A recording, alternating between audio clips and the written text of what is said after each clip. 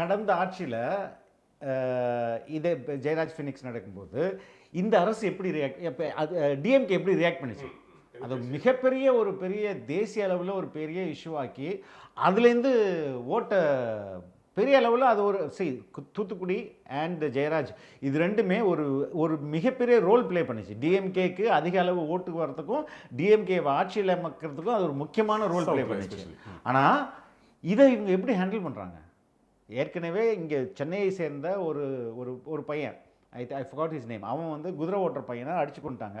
அப்போது அசம்பிளியில் தப்பாக முதல்வர் தகவல் கொடுத்தாரு. அதுக்கு அடுத்த நாள் மாற்றி சொல்கிறாரு. என்னென்னா இந்த மனித உரிமைகள் பற்றிய அக்கறை வந்து ஒரு முறை அந்த தப்பு செஞ்ச அதிகாரிகளை எல்லாம் வந்து பணி நீக்கம் செஞ்சு அவங்களுக்கு தண்டனை கொடுத்துருந்தாங்கன்னு அடுத்த அதிகாரி செய்ய மாட்டாங்க. அது வந்து அவங்க பண்ண மாட்டாங்க. அப்போ அந்த பனிஷ்மெண்ட்டு இல்லைன்னா ஸ்விஃப்ட் ஆக்ஷன் எடுத்தாச்சுன்னா அடுத்தடுத்தது, ஏன்னா அவங்களுக்கு எல்லா காவல்துறை அதிகாரிகளுக்கும் லஞ்சத்தை விட அவங்களுடைய பணி ரொம்ப முக்கியம், அவங்க வேலை ரொம்ப முக்கியம். அதான் பேஸ். அவங்க ரிட்டையர்ட் ஆன பிறகு வர பெனிஃபிட்ஸ், பென்ஷன் எல்லாமே முக்கியம். அதுக்காக தான் முதல்ல காவல்துறையில் போய் சேர்றாங்கப்பா.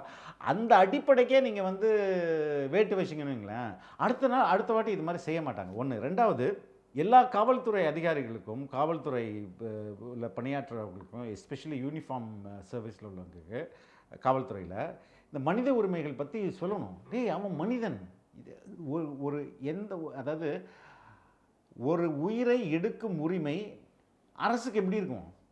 அரசு government state cannot take away life of மக்களை காப்பது தானே. அதுதானே அதோடைய அடிப்படை.